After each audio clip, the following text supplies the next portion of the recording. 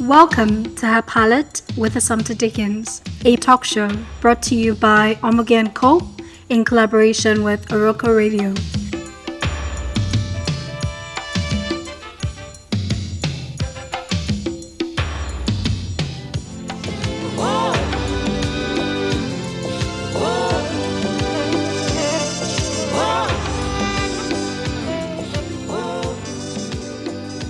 Thank you guys for being here.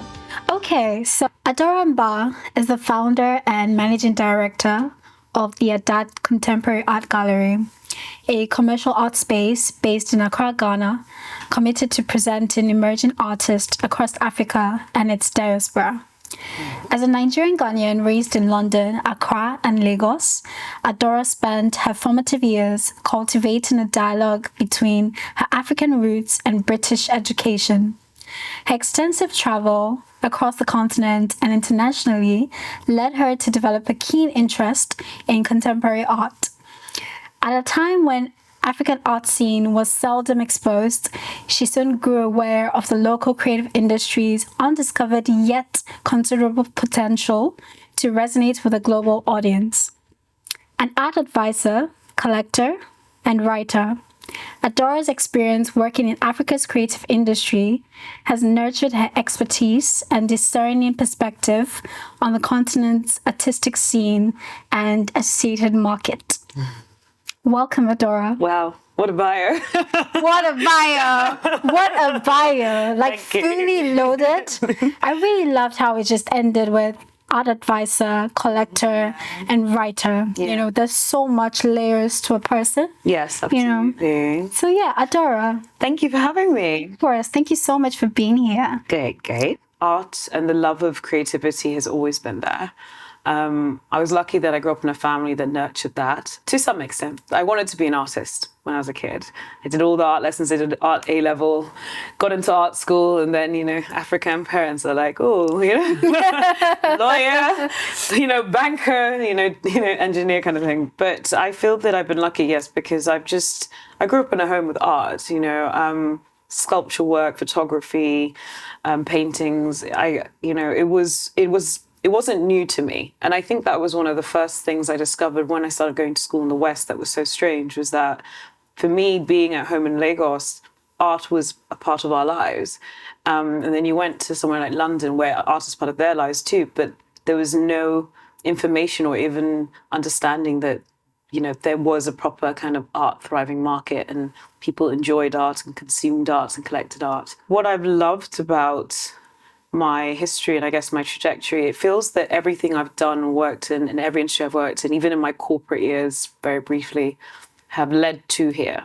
So, who am I? I guess I'm an art lover. I think that's what I am. I'm an arts advocate. Anything I'm passionate about, I think I fight for. So I'm a feisty little Nigerian-Ghanaian with a very gentle heart. But sometimes I have to think and, just be really kind of grateful and blessed, because it feels that it's been a very long time coming, but also feels like yesterday when none of this was here. It's a really strange, process. But I remember every single day and every kind of stress, every strain, every moments of loss, every moments of confusion and moments of what am I doing? How will I get there? And then to be here, sometimes it's kind of like, wow, wow. Yeah, there's a lot of gratitude there. Absolutely. So much. Every day, every single day. That's beautiful, Adora. Can you share a bit about your practice as a gallerist? Being a gallerist is not as glamorous as it looks. I think a lot of people, or all of us actually in this industry, make it look glam, because you see the beautiful art, you see the events, but the actual kind of day-to-day, it's a lot of operations, a lot of logistics, and it's about kind of finding an artist, supporting that artist, bringing them to market, working with press, PR, collaborators, writers, art critics, curators, to essentially elevate, the potential you see in that artist. That's kind of like our role. Of course, it's about selling and it's a business, but I think it's a lot more than that. It's literally about this kind of elevation and bringing the potential of an artist that they may not see into a market that needs to see them. Did you always know you were going to be a gallerist? I knew I was going to be in art. I think the gallerist dream came maybe I would say 8 years ago. But for me, originally, being an art writer made me happy. I was happy being a journalist. I loved it. A journalist and a producer. I was very happy to tell the stories of artists. That was what I was doing for a very long time, or 8 years, 9 years. The gallerist love kicked in when I started seeing international spaces slowly showing African Black artists. But I didn't feel like they were telling their story well or properly. It didn't feel authentic. So I had this whole kind of, I can do it better kind of thing. And so that's when I wanted to, and funny enough, a lot of friends who are gallerists, who I really respect in our industry, a lot of them are like, don't do it. Don't do it. It's one of those jobs that literally, unless you're obsessed with art, it's not easy. And of course I wanted to go for emerging artists, which everyone was like, what? Because those are the ones that you really have to kind of put the most work in. Tend to be the temperamental as well, but because they're unknown, you have to put in a lot of yourself, investing, taking a chance, a risk on your business, on your taste to bring them to market with your collectors. And I get it. The safe option is a good established artist. They have their market, they have their collectors, they're making bigger numbers. But I remember feeling that, especially when coming home here to Nigeria, and traveling across Africa, that was the part that was missing. We had all these talented artists, but there was no step to get to being the mid-established emerging, because there was just no one there. And it's all good, being an independent artist and putting yourself on Instagram, but to really get to that level, you do still need these infrastructures like galleries and international collectors and museums. They're very important. So that was when I decided, actually, I really want to have my own space. I wanted the challenge to show everyone how to do it really well. Yeah, and where's the name Ada from? So Ada is funny. So Ada is my nickname. Adora is a Nigerian name. Well, it's Italian, this is it. But Adora comes from my Nigerian side. So the first daughter from my father's tribe, which is Igbo, is Ada. So any woman you kind of meet with an AD name tends to be the first daughter. My family call me Ada. That's my nickname. But I remember liking it because Ada is also an acronym for African Design and Art. So it was a way to have my name, but then also what I'm doing put together. And I thought it was very clever. It is. And I'm not surprised that the initiative you're taking to run a gallery, that's something a first daughter would do. That kind of responsibility, right? That's something a first daughter would do. It is a very first daughter move, right? Like, let me take care of your, let me create a space that's, warm and inviting to other artists. And it by way of nurturing. Yes. So that's just very beautiful. Thank you. How's your selection process? Selection process is interesting. So, in the beginning, I would say I was a lot more proactive in the choices. So the first artists we opened with were, chosen by me, but I have eyes. I have advisors, collectors, friends, tastes that I trust. There's a few, not many, but there's a few people that can really kind of stop me in my tracks and kind of be like, look at this person. A perfect example was Zandile. Like Zandile Shabalala, being in South Africa, even though Instagram was there, I see so much art all the time. I can miss things. One of my collectors literally sent her images. I think he went to her university, one of her shows at uni. And was like, you have to see this artist. And I was like, yeah. But then to the point of called me, followed up WhatsApp, have you seen her? So it made me really stop. Then I had a look at her work and I was like, oh my goodness, he's right. And with someone like Collins, I feel like we found each other. It was Instagram. I don't know who followed who first, but back then I was still an advisor. So I had my Afropolitan Collector page. But I remember seeing his work and falling in love immediately. Immediately seeing beyond what he was even doing. And Iwawe Oluwase is the same as well. But nowadays, I would say that, we get so many portfolios, and I'm lucky my team do go through them. But there's a lot, but we really are looking for something quite exceptional. So I do rely on gut, my team's choices, collectors, advisors. And then rarely, sometimes at 4 a.m., I'm on Insta or somewhere in the Matrix, and then I discover an artist, and that's happened a couple of times as well. So yeah, that's our process so far. I think that we all define success very differently. Yes. And as much as these are all beautiful success stories, what is Adora's metric of success? What do you define as, oh, I've worked with this artist. This is success to me. I think for me, if we place them somewhere difficult to place, into a museum or like one of the blue chip collectors, that's like, for me, an example is Samuel Olayombo, having Swiss Beats, like, and Alicia, not just love their work, but I mean, like, promote it. I think that for me is success. Is like, I have this little phrase when collectors share their images when they hang called like happy collector, happy Dora. But it's like, I think that's my metric of success. It's like the collectors love their work so much. They want to show everyone. They want to tell everyone, you know, and that's how we've grown. I mean, literally someone, like, as I said, someone like Swiss Beats Keys, these are celebrities from another side of the world that if it wasn't for the digital world we're in, we probably would never have connected. And not only do they love the work so much, they've hung it in their home, they're telling their friends, they're sending them to us. So for me, that is such a metric of success when not, you know, major collectors love your work or museums love your work. And also when we sell out, that's nice too. You know, that's nice too. When we sell everything. Right. Yeah, the Nigerian in me is when we sell everything. I'm very happy. Yeah. So. Great. So it's safe to say that a lot of artists have been placed in various homes across the world. Yes. Oh, I mean, gosh, Korea, South Korea, Indonesia, Paris, London. I mean, the standard ones, but some of them I'm like, the shake, you know, having artists in Korea was like, wow, in China, I was like, okay. India, okay. Like, but parts of Europe I've never heard of, you know, outskirts of Italy and France. And I mean, our reach has been insane.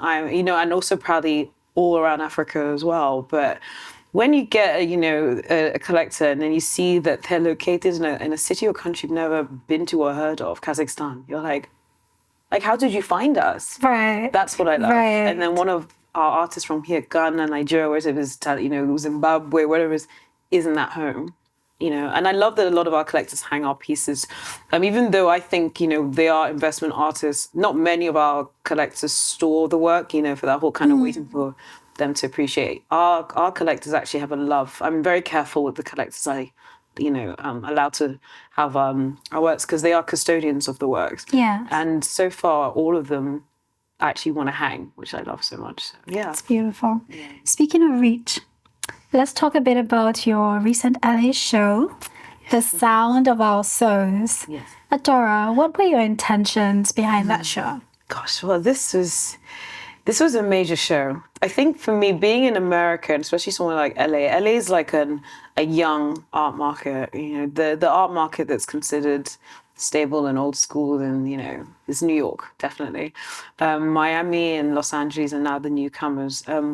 UTA is normally an actors. It's an agency. You know, they represent celebrities, sports stars, but they have this wonderful space in Los Angeles because they wanted to support artistic talent. And it took a year to prepare. It's a show that I'm very proud of, but I want to be honest and say that it took a lot out of me emotionally. But the whole kind of ethos behind it was because it was a debut on that side of the world, the West Coast, you know, LA. I wanted to make noise. That was the whole that was like the premise of it. The curatorial concept was we're not just coming here as another group show of African artists. I wanted to make noise. I wanted it to be loud. I wanted it to be it's like this kind. When I was writing the press release and the kind of concept of it, I just kept hearing drums, like almost like processional drums, African drums, that kind of like we are here, we are arriving kind of thing. This is also why the space was insanely colorful. I just wanted like every kind of human sense to be almost overbearingly stimulated by the work, by the color, by the texture, by the stories, which is why it was the sound of our souls. It was like us and, you know, each artist and who we are bringing it to this space, like the beating of a drum. That was just hearing you, you know, narrate it. Yeah, I can literally feel the soul. Yeah, like just the soul, the drumming. The drum. It was beautiful. It felt ancestral. It felt spiritual. Really did. You know, it was from all parts of Africa. Just everyone just bringing our ancestors and themselves into this space. That was what it was all about. Yeah. And I do want to hear some of the ups and the downs and how the show was received. I mean, it was received beautifully. The reason why I think it took a lot out of me was, as I said, it was a whole year in the process of doing. It was a major show. It was the other side of the world. It was at the end of the year, which I now realize after a whole year of working in, doing our gallery program as well as then traveling, I wasn't at my best. I was at my weakest as well. So, and I was very nervous, and I really wanted it to go well at a time when the market had just slightly started shifting into this negative space as well. We had these large scale paintings and every artist had done new work. So it was nerves, and I didn't feel my best. I wasn't great on the plane. But then once I got there, I was like, went straight into it and things like that. But that kind of feeling where you almost build up something so much and then you finally do it. And then afterwards, there's almost kind of silence. It felt weird. I came back to Ghana and I was feeling just really emotional and really drained and really strange because I felt like we've done this. And it was almost like what now? Like maybe I pushed myself too much, but it's like, what now? Like how much bigger, what do we do next? But it was like all of that and it's done like that. And it's like silence. And I know I'm supposed to appreciate it and therapy and everything. You appreciate it. You're supposed to take the time to really digest it, which is what I did. But it took me a long time to kind of, I would say, recalibrate back to my center. I don't think I felt really quite myself till about March, which is really strange. I needed for the first time to rest, like actually rest for like a month, which was new to me. So I don't know, I was getting old. I was an old lady and I can't be flying all over the place. But the show itself was the most incredible. Imposter syndrome kicked in a lot there because everyone's saying all these wonderful things and I felt kind of like I wasn't physically there, but I wish I was more present. I think I was just tired. I think having it at the end of the year just made me so like, oh no, I'm not at my strongest. But no, it was the most wonderful, most amazing, most proud moment for me personally as Adora as well. Yeah. You said that having to like just sit through and process all these feelings was foreign to you. Yeah. So what's the end of your processing? What did you come to? What did you realize? I realized that it's okay to not know what's next. I realized it's okay to enjoy your flowers, smell your flowers. I don't know the smell your flowers. The term. Smell your flowers. I think first it was okay to not know what's next. It's okay to enjoy and embrace success in whatever form, small or large. And it's okay to rest. I think I'm learning that I need to have faith, which I have also seen anyway through the work with my team. Maybe I've been a bit... a little bit. I love the side eyes. A little bit, let me tell the truth. I'm going to tell the truth, maybe I'm a little bit too in. But that was the first time I realized I can trust my team and I'm allowed to take a step back. I'm allowed to rest. I'm allowed to figure it out and I don't have to have the answers. I think that was what I took from that. And that has actually been very freeing. It's okay to go with the flow. You don't have to have the answers for everything. You don't have to know what's next. You don't have to go bigger. You don't have to put that pressure on yourself. You can just enjoy the moments and then take a rest. I know I'm allowed to swear, but I was about to swear, but I'm going to say take a rest. Please feel free. I think there's one thing I wanted to say. Yeah, it's okay to trust the team, but in this process, you're also trusting yourself. Yes. Because all this while, you've built systems in place. Yeah. So by letting go, you're also trusting Adora. Yeah. You're trusting the decision that you made. You're trusting the leadership that you've given to your team. Yes. So there's a lot of self-trust in that as well. That's actually very true. Yeah. I'm still learning. We don't commend ourselves enough, but you should. I think that learning about self-trust is a thing too. I really do have imposter syndrome. It's getting better, but it's a thing that I just sometimes can't believe it's happening for me. It's like, why? Even though I know I've done the work, even though I know I have the knowledge, even though I know I have the passion and the love, I really do get moments that I'm like, why me? And I hate it because I really wish that lack of self-confidence wasn't there. Like I should be. I've been doing this for so long, for God's sake. I've been in this industry for almost 15 years, but it's like, almost year 5 of the gallery. I don't know why I still feel like the newbie, but you know. Yeah, it's insane. So the first time I actually reached out to you, I had just listened to one of your podcasts. Yes. You had done this talk. I don't remember who it was with, but then I've heard of Adora. I know there's a dark contemporary gallery, but we never really have communicated. No. Seen you out and about, but that's about it. But listening to that podcast, I just kept saying, who is this? Like, why is there so much sense in there? Like, Thank you. no, Adora, like, there was so much information that you were given for whatever amount of time that podcast was. And I was like, wow, this is insane. This is a resource we have here in Ghana. Yeah, I think I know the podcast. It was with Change of Africa. Thank you, Enrico. Enrico's always around me. Change of Africa, exactly. And it was funny, you know, when I left there, I was actually a bit nervous because I do speak truth, but I speak very honestly. So I loved the interview. I really enjoyed it with the boys. But when the mic went off, the camera off, I looked at him and I was like, did I say too much? But I realized I want to share the truth because I feel that the industry, you know, this art industry, one of its major problems has been gatekeeping and lack of transparency. And I'm done with that bollocks. I really am. I think knowledge is power. And especially on this side of the world, we need to know because it's not just Africa when, you know, it's a whole global industry. And me and my big mouth will say it. And I know there are some people that don't like it. But I'm going to say it. When you said it, I listened. I was like, who is this person? I need to have a conversation with her. Yeah. And instantly reached out. I was like, I listened to this podcast, right? And I was like, hey. And then I reached out to you. Yeah. I was like, hey, I had this podcast because there's just so much resource being shared. Yes. And just so freely. And I thought, oh my gosh, you know, you have to, you know, you need to be able to share more, you know? I'm trying to. We're definitely doing more talks, like, you know, really now putting that in my time as well in the releasing of the gallery ops. I'm now also wanting to do a lot more panel discussions, podcasts, and I've been doing a lot more of that. You know, I was supposed to do TED, but unfortunately I had to miss that because my mom wasn't well, but I really hope they ask me again. But schools, universities across here and Nigeria, I do want to speak more. I'm noticing that I enjoy it, but also, as you said, we don't have the resources that, and I think it's very important for those who want to be in this industry in whatever capacity, whether a curator or an artist or gallerist themselves,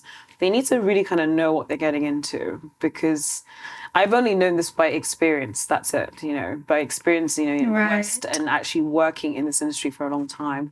As you get in there, and honestly, it can be it's a bit of a Shark Tank. It's not as rosy and shiny as everyone thinks it is. It's a wonderful industry, but it's really quite difficult. Yeah. And you mentioned severally that Ghanaians may not fully value the art market. Not yet, no. Sadly. I don't say that to be negative to Ghana because it is coming up. It really is. Look, at the end of the day, it is. 5 years ago, Accra was not even considered an art anything. Now, you know, time, place, God, serendipity, it's an art hub. It really is one of Africa's art hubs, and it's becoming a respected art hub from the success of people like Onwako and other artists, from the growth of spaces like mine, like Noldor. And the last thing, the more of us coming into it, the bigger it is. And now we have, you know, major Western institutions flying here. See, this is what I've been loving. Like, it was one of the choices I made in opening the space in Accra rather than London, was I wanted to have an international space here. It's, you know, exactly the same caliber, exactly the same ethos, exactly the same as any gallery in Paris, New York, London, but we're here. Right. And what I love is that, you know, by doing that and by having Accra grow its ecosystem, you know, we've had LV Foundation, Guggenheim, MoMA, Tate coming this year again. Like, these are the biggest institutions in the world. I don't think people really understand the very concept of them getting on a flight. Most of them never been to Africa, to come here to our little space, but also to come to Accra to come and see what's going on. Right.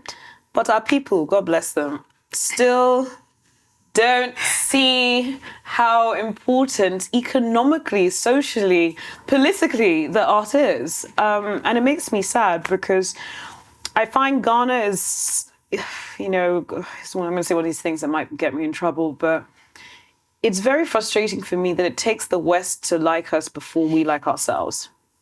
This has happened with artists. Look, all these artists that are doing incredibly well, I'll use Onwako again as an example because he really is my example. Like when I was a dealer, I put him first in front of Ghanaians. When Onwako was literally starting school, when his numbers were under 1K, I put him in front of Ghanaians. Everyone, I don't know. It was really actually quite upsetting to him as well. But then when I put him in front of the West or even Asia, immediately, oh my God, we get it. We love it. Why is it that now he's worth almost $1 million? And now I have Ghanaians going, oh, Adora Pacho. Pacho what? when I was telling you, I hear words. Same thing with someone like, all these artists I have, Collins, them. I did a show. I do these shows. And that's why I wanted the gallery here, because I also want Ghanaians to be the first to get it. I really do. I was like, I want you guys to get them now because my guys are going to go there. Right. So I want all of us to own these works too. It's so important for me to have African and Black collectors. I always put precedence over them. I'm not supposed to, but I really do because it's important for us to collect. But the Nigerians, we have respected our art for years. That's what I'm trying to say. For us, it's normal. We all have art. We collect it, and that's why the Nigerian art industry is stronger than Ghana. It's because there's a local buyer's market. It's that simple. When locals buy their own artists, the industry thrives. Ghana was still relying on international collectors to survive this industry. Right. Until Ghanaians start buying art, we're never going to be a strong and thriving industry. So, but it's not just in art. For me, I see it in all other aspects. Our textiles. I see it in every aspect of our creatives. I don't understand how we have literally the pioneers of creativity are Ghanaians, really, really are, even historically. And yet we don't get it. So I get why Ghanaian creators leave here. I get why they want to go somewhere else. Yeah. Because we're not appreciating them. Yeah. How's Ella Natsui, literally the biggest contemporary artist right now in the whole world, not done a show here? And when I asked him, I did ask him, I swear to God, I asked him in Venice one time, why haven't you done a show in Accra? He said, because Accra haven't asked me to do. Or Ghana, I think. They haven't asked me too. So I told him, I will do it. I'm going to do it. I'm going to do it. But this is what I mean. Yeah. How, Yeah. So this is the problem. It is a problem. Yeah. In what ways do you think this perception can be shifted? It is shifting. I think this is exactly why more spaces, I think one of the loves I had as a kid and growing up, and my love of art was walking into art spaces. And I think this is what is changing. Ghanaians are now seeing more art spaces. They get to enjoy art. It's not away, it's here. Right. So all the advent of all these, from art collectives to art residencies, artist studios, art galleries, but just even the pop-up, just art being a lot more available, that is how it's going to grow. So there's a younger generation of Ghanaians that really do love art. But what I love is, I said, even something like every time my friends come here, art center, go just even seeing local artistry. But what I'm seeing now is just more and more pop-ups and more curators. I kind of want us to be in a space where we take it for granted we have art spaces. That's a very powerful position. Oh, we have art. That's when we're going to start thriving and stuff. So it is happening. I'm not sitting here being like, oh, we don't, and it's not. No, Ghana art industry has changed so much in like 5 years, 3 years, 2 years, really quickly. Art before was seen as either a teacher or, or a painter. It wasn't a real career. Now there are actually people making careers out of it. So it is. It's just too slow for me. Hurry up. Okay. Adora, with your experience being a gallery owner, how do you see the evolution of the global art market and its current state? I think what everyone has to remember about art is a market like any other. I think I used to tell people we're a lot like investment bankers and stockbrokers. The difference is we see our commodity. That's what it is. Our commodity is physical, So like any industry in any market, it's going to go up. It's going to go down. Yeah. It's going to have trends. It's going to have quiet time, but it's always going to survive because people will always buy art. It's what we are, as human nature, we enjoy beauty and aesthetics. I think there will always be art to buy. But what I've seen now, which is scary only because, look, the reality is that we're all struggling right now. It's not where we were 3 years ago. 3 years ago, we were all laughing. We were at our highest of highs. The African art market was at a peak. It was exciting. But the danger of exactly that is what goes up very quickly must come down very quickly. But what is everyone needs to understand and know is that that down is actually very good because it shifts out the nonsense and all the shit. There was too much. There was too much rubbish. There really was. Because everyone was so fixated on a type of art and a type of artistry from the continent, nonsense was being sold everywhere. But it's good now that this drop is happening because now what we're seeing is real artistry and real practices coming through. Artists are also forced to be inventive and also to really look within on the type of art they want to produce rather than what the market or the world is telling them to. That's the danger. I don't like that. There's always going to be trends and things like that. But I think I can personally tell when an artist is true to who they are. It reads different. You can see a work and you know, oh my gosh, that's what it's supposed to be doing. You know, like a photographer put his camera down, will start painting. And I'm like, why? Your painting is not better than those who are actually painters. You are a photographer, or you are, a sculptress, or you're a mixed media artist, or your narrative is dark. Your narrative is this. Why? Don't look at everyone else. But I also understand, when you see that all your friends, or there's a certain type of art that's being sold, everyone's hungry. Okay, so me too, I'll do it. And then you sell small here and there, but it's not sustainable. So I think the market is recalibrating. It's getting back to it. It's gone, and now it will start to get to this really kind of steady pace, which then forces greedy gallerists to disappear, which is good. Greedy art dealers will disappear, which is good. And those of us that are in it for the legit reasons, but then real artistry, real practice will come through and it'll grow. Because steady, I'm a believer of slow and steady. Anything that's very fast, it makes me very nervous. It's because, as I said, it's bound to. We've seen it happen in other art markets, not just here. I mean, it happened in the Chinese art market as well. They're only sustained because now they're buying their own, but they went, up. Suddenly, the whole Western world wanted to buy Chinese art, and then suddenly no one wants to. India, that's happened to as well. So, I think what I like and I'm proud of is a lot of the galleries, curators on the continent are very aware of it. So we are taking our time, And as I said, the nonsense is going. And now the artists are focusing on themselves and within. They're not listening to market trends. They want to do what they want. They want to produce their own work. It's a lot more authentic.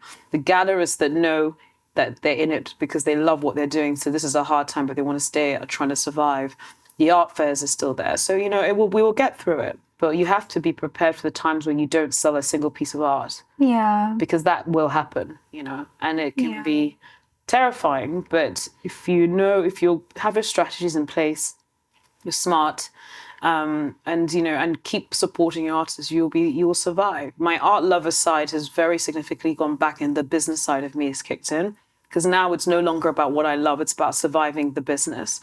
So before, for example, there'll be artists that may have, that I may really love, but the market might not understand. But because we're in such a powerful position, financially, and the market was strong, let me test the waters. Oh, no, not now. Not right now. Not right now. We need to be secure and business smart and know what we're selling and know how we're selling and know that it will sell. So the chance and risk element I have really quite reduced this year.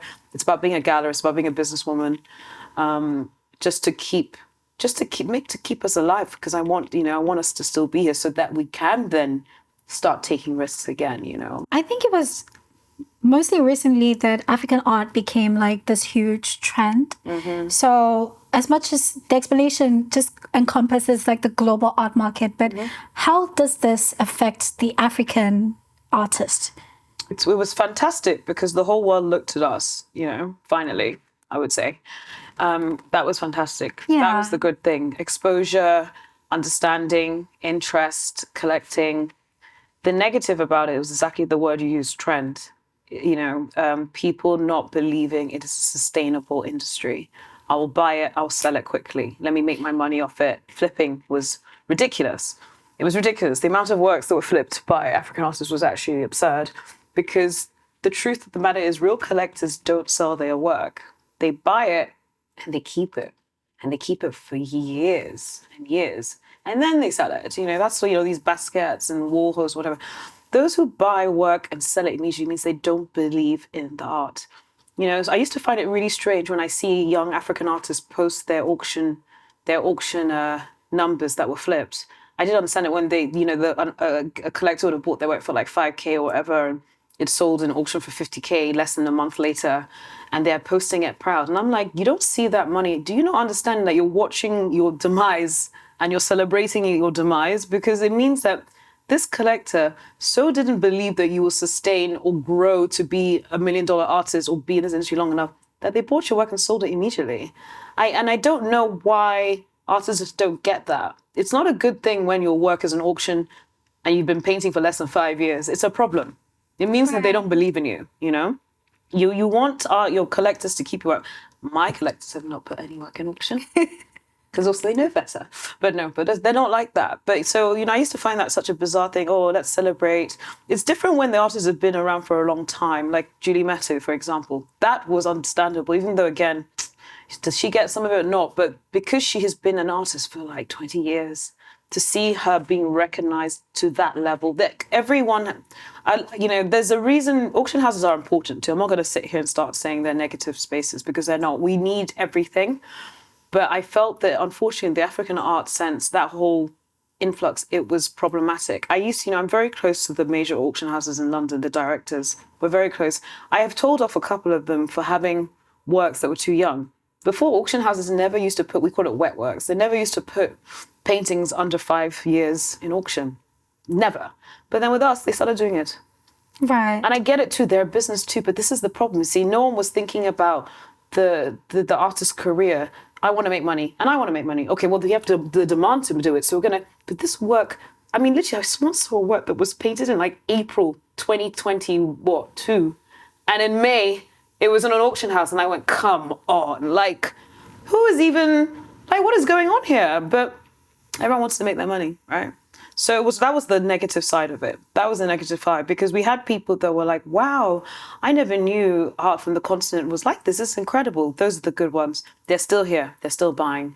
But we had a lot of the sharks, a lot of it's hot now. Let me buy it. Let me make my money now. And those are the people we're trying to avoid. But they were a lot. Yeah. And that makes me sad because the word trend should not be used. In fact, even the term African art is problematic to me sometimes because I think contemporary is contemporary. But I get it. I get it. For now, in this kind of ease into understanding.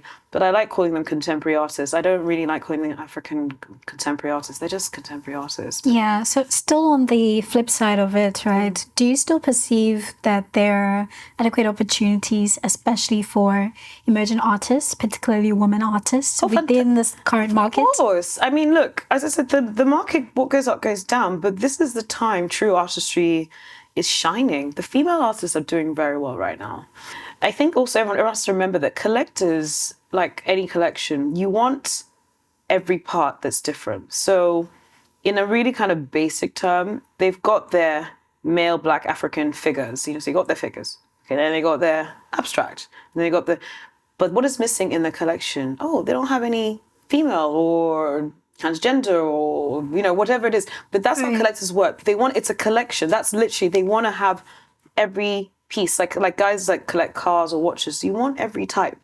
You don't just want one type. That's not collection. You want to have something that shows a range of your taste. Right. But what I'm proud of is the female artistry, which I don't know why wasn't. But it happens in the West too. Look, male white artists get a lot more attention than even female white artists. But I'm happy that there's this kind of exposure and understanding happening because I personally find that us girls, or whether you represent as female or a girl or not, I've had to learn that Swiss. Let me say us wom X men. Like what I've found is the stories are so much more in depth. I as a collector personally love. It's sad maybe because I'm a dark person, but the darker, the emotion, that's what I get really drawn to.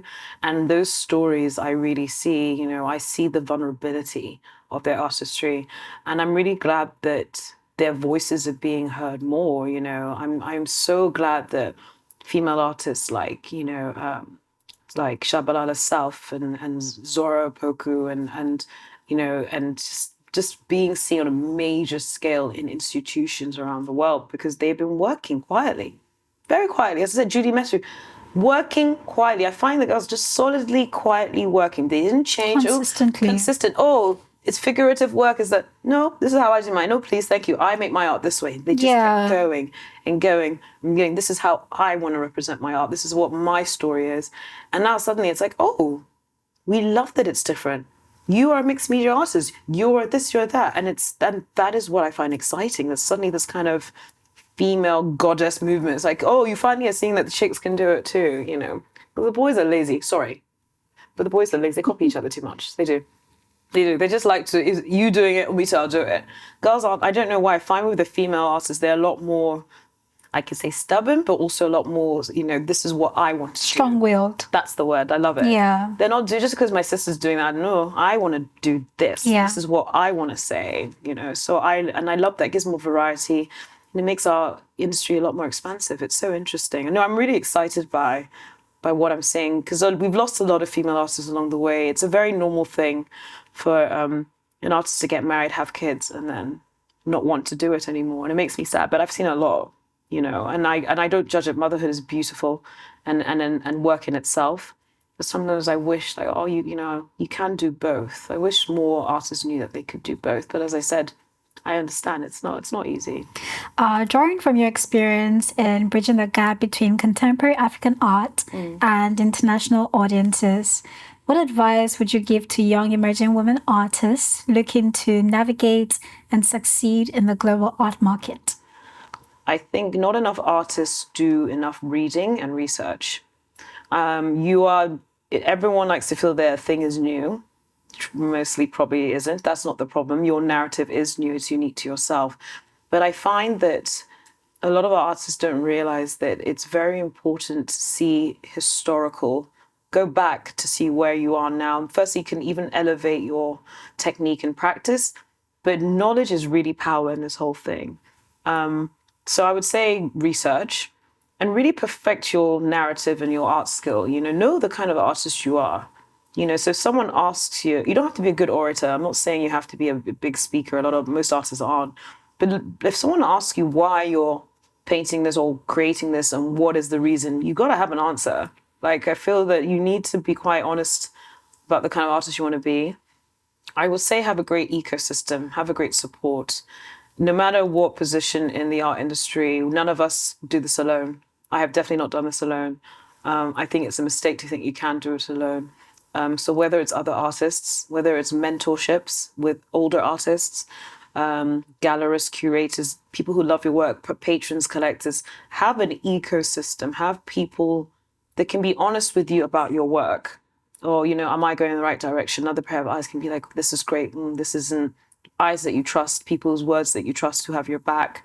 I think that's why I love that we have so many art collectives here. I think collectives are really important for artists, having other artists around you to support you, and then other, you know, as I said, curators and then gallerists and whatnot. And then I'd say, you know, stand by your work and put it out there. I think a lot of artists are relying too much on Instagram. That is not the only way to put your work out there. You know, there's a lot of great things like grants, competitions. You know, there's art fairs that you don't have to have a gallery represent you, that you can be a part of. Independent art fairs, do that. Really, you don't have to physically be in the country to do it. But I think if, you know, be a lot more proactive in your career. You guys, if you really want to do this the long run, you have to get on like you're in a relationship. You have to like them. You have to understand them. They won't be your only one. You'll have others. But whoever you decide to work with, do your research too. You know, look at their program. Look at the type of artists that they've represented. Do you like the artists that they represent?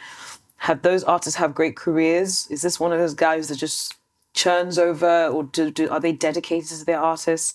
And, you know, the curators and the gallerists you work with, you know, you have to have a relationship with them. I think that's so important. So, but yeah, I think it all comes down to being proactive. I think if you want to do this, I don't want to sound like Kim K, but you got to get up, do the work. Get up and do the fucking work. Because it's like, I don't know how else to say it. It's not going to come by you just painting beautifully in your studio and posting on IG. Yeah, so well, yeah, Alicia Keys liked your painting, so have you saw that? Like, I mean, that's what I mean. It's like there has to be a lot more. It's difficult because these are the things art schools in the West teach artists: strategy, business, how to navigate. We don't have that. So these are things I really do want to teach more, but you do have to strategize. If I want to be an artist, how do I get my work into the spaces to be seen? And also you have to be, it's going to sound really hard, but really honest. Are you good enough? You know, that is a really difficult question, and it's a really self-reflective question. But you may love art, you may love painting, but is it because you just love art and painting, or are you good enough to compete because it is a competition? It's not easy. Everyone can love painting with a paintbrush. I used to paint. Yeah, I knew I wasn't good enough. That's why I'm not here painting. You know, I knew really early enough I wasn't. That wasn't my calling. But it's very difficult. But you have to be honest with yourself about that. You know, if you have that conviction, you really believe you are the best and you can do it, then hell yeah. But if you're just doing it because something you love, you have to be honest with yourself, you know. Guys, the knowledge and the resource, that is gosh. Adora. That is Adora. The knowledge and the resource right here in Ghana. Oh gosh, I think I sound quite tough, See? but I have to sound tough because it's the truth. See? It's the truth, you know. This is why I hit you up. Thank you. No, Adora, like there's so much knowledge, so much resource. I hope that Thank you. any emerging artists listening, this is very helpful I for hope them to help them just take that time with their practice Yeah. and really, you know, delve into it Yeah. as well. Yeah. You know? So Adora, do you consider yourself as a woman collector? Oh, absolutely. I am. I'm obsessed with art. Gosh, you know, it's just, I want to collect more. But I am definitely a female collector. I'm a proud female collector. My taste in my collection is different to my business taste, which is very interesting. I don't know why. I don't know if it's because I'm a dual-natured person, but sometimes they overlap. You know, as you can see in my home, there's some artists here that we have shown. There's some artists here we haven't shown. But I want to collect more. I've even collected non-Black, non-African artists I've collected too. I just really, I love art. I don't know, I think a lot of collectors will tell you it is a bit of an obsession. It's a problem. Yeah. Tell me a bit about your dual nature and how that influences your process of collecting. As I said, I think my personal side is a little dark. I'm quite dark. I'm emotive. I find comfort in paintings that are vulnerable, raw, and authentic. I'm drawn to color and beauty, but I actually notice that all the paintings I have actually may look beautiful, but there's actually whether a sad or dark undertone underneath them. A perfect example is Deborah Shagun. You know, I was just gonna say, yeah, I mean, such a Deborah's vibrant- works are stunning. They're vibrant. They're bold. Yeah. They're beautiful. A lot of people don't know. I mean, the work I have, for example, you know, Deborah lost her sister during COVID. So all those beautiful, gorgeous paintings is there. The vulnerability and sadness. There's, you know, a lot of the work I have. You can see that it's two figures. Like it tends to be Deborah as the main figure, but the other figure is not fully there because, you know, it's her sister. It's not fully here. So this kind of juxtaposition of beauty, but then pain or sadness or vulnerability, I don't know. I'm drawn to that more. I feel that all the works I collect have either something that's to do with my identity itself, like this Abdoulaye Konate work. I loved because when I got it from Abdoulaye, who of course is a master, this is not contemporary, he's a master artist, a wonderful mentor. I liked it because I've been drawn to the color pink. I love black. Black is my favorite color of the whole world, but for some reason, pink is a color that I'm drawn to a lot. But what I loved about this work, he told me, is the fabric is fabric formed from London, Ghana, and Nigeria, which is me. And he's never used fabric from London before. So I remember thinking those are my three identities. I was born in London, I'm half Nigerian, half Ghanaian. And what really drew me to it was the ladybirds, the only insect in the world I'm not afraid of. It's like my favorite insect. Yeah, I have a tattoo of it. So when I saw that, and then he was telling me about how the fabric is drawing from the UK and Nigerian-Ghana is one of the very few, and then it's pink, and then the ladybird, it almost felt like it was made for me. So I had to get it. I had to. It was like I had to. But yeah, the collector in me loves. I love the female figure, so I have a lot of paintings that explore the female figure. But then some of them are not all dark. I mean, I have a Shola Olulade work that I love, and it's a very intimate. It's two figures in bed cuddling, painted so beautifully. And it's a small. I think it's like about, I'd say like about an A3 painting. And when I saw that, I was drawn to that immediately. And Shola does beautiful canvases and beautiful large-scale works and beautiful small-scale works. But I just saw these two figures. It could be male, could be female, it didn't matter. But they were holding each other in a white space, but they were colored in this bed, and I loved it, you know. I think maybe it's because when I'm a collector, I allow myself to choose works that draw my complicated but vulnerable personality. And then when I'm a businesswoman, I'm a businesswoman. I just flip. I don't know. It's suddenly about the market and the trend and the business and my collectors. I think that's what it's like. While when it's me, it's just about me, you know. When you see something and it's more than meets the eye, I think that's the thing. Because I feel like that's the kind of woman I am. I think a lot of people see me, hear the accent, look at me, and their preconceived notions on who I am. But I always surprise people. So Yes, you do.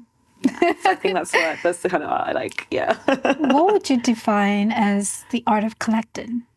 Like to viewers or audience listening out there. Very easy. Buy what you love. Literally. Everyone says it. No, it is that easy. Don't buy this. It's like every single person says. It's like collecting 101, rule number one. Buy what you love. It's your work. It's you that's going to have to look at it. It's you that has to have it in your home. It's you. Don't care about anything. It doesn't matter how much it costs. It doesn't matter if it's going to go up and it's going to worth more. It's going to yes, of course, sometimes you can have that wonderful position if you have an art advisor or a gallerist that can combine your love, and then it is also going to grow in price. But the first painting, I always tell people, buy what you love. And it can take ages. I do believe there's an artwork for everyone. I'm one of those. Even I have friends that were not art people who are now art people. Art people. It's about finding your thing. The artists I show might not be your thing. You may be walking around in an art market and you see something, which has happened to a friend of mine. Just a random local market. Saw a beautiful painting. She had to get it. She loved it. It reminded her of home, reminded her of grandma or something. It was intimate, you know, so she got it. But I always say it's very simple. Just buy what you love. Don't listen to anyone. Don't listen to anyone. Especially that first work. Buy something that you really love. And then, of course, if you want to be, smarter about it, then get a great advisor, get a great gallerist who can guide you. But buy what you love. Yeah. It's easy. Yeah.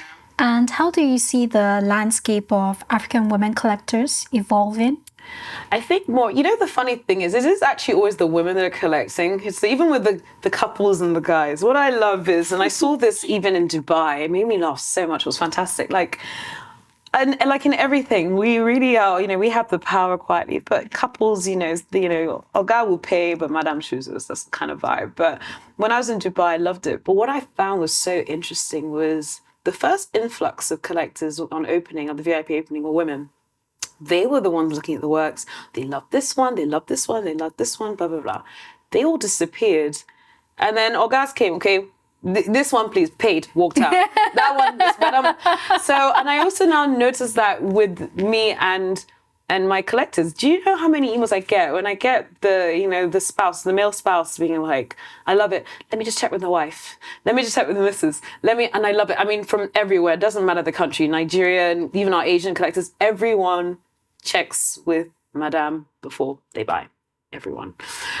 So I think there's already been a lot of female collectors. But what I'm enjoying now is there's a lot more independent female collectors across my family members in Ghana. A lot of the women, my cousins, my family friends, those who I grew up with, they are female collectors and they're loving and collecting. And I love that. I love seeing my friends and peers collect.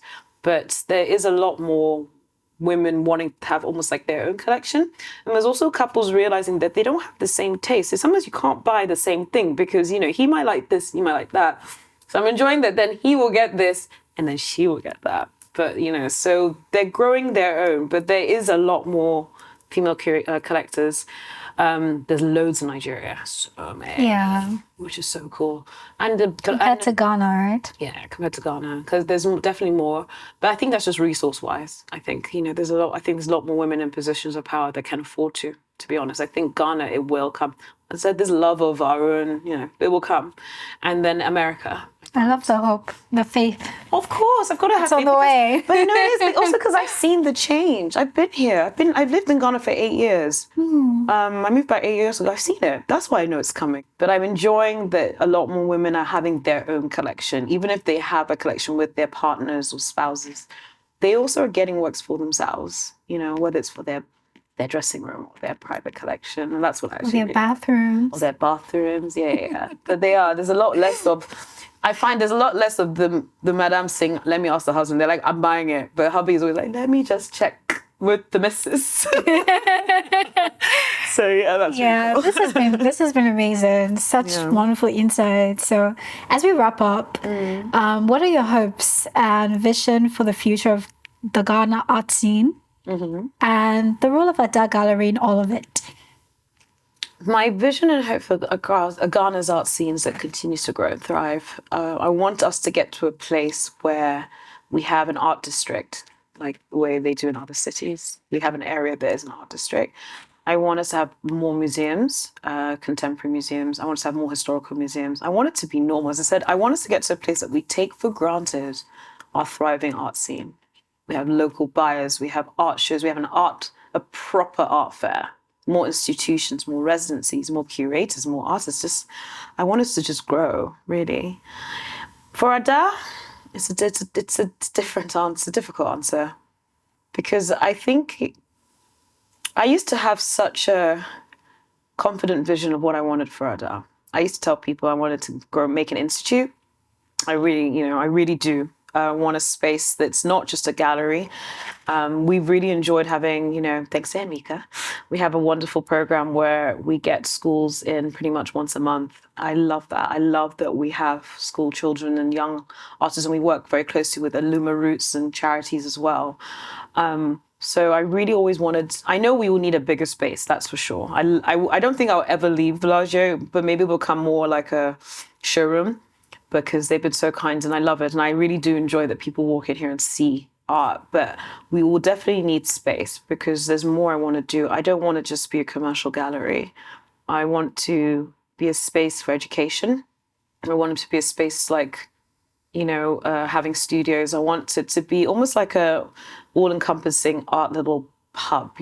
Artists can come there, rent studio space. Photographers can come there and use photography space. We also then do shows. But then also, we've been asked so many times to rent out. I used to say no. I want to be able to rent out the space. If you want to do your engagement party with paintings around you, cool. I want a sculpture park. I want schools to come in. I want artists to have panel discussions. I want it to be a lot more encompassing. But then, so that is definitely a thing I want. But then there's also I've been thinking about this question a lot, and I feel that I also have to be free to allow whatever it's supposed to be with Ada, because I'm getting conversations about other aspects of the art industry I never considered before. Finance and art, digital and art. Am I making a mistake to be so focused on this one dream, or should I allow myself to be open that I started here, but maybe I'm going to end up elsewhere? And that's actually how I'm feeling at the moment. So I can't answer this question yet. But all I know is whatever we do will be making an impact on our industry we love so much. This has been amazing. Thank you. Thank you so much. Faces, everyone is smiling, deeply intentional, really deep in the conversations that we've had today. Thank you. I've really It's been beautiful. I really enjoyed Again, it. Thank you so much for opening up your space. No, you're more than welcome. It's been beautiful, Adora. Thank I love you. the conversation. No, I really enjoyed it.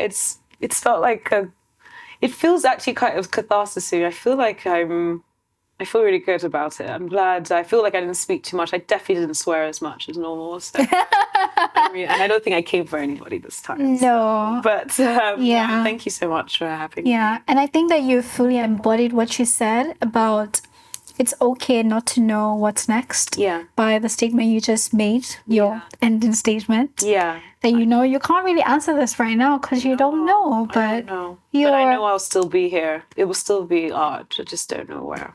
And it'll be beautiful. And it'll be beautiful. And it'll be amazing. That's it. Thanks, guys. Thank you, everyone. Woo!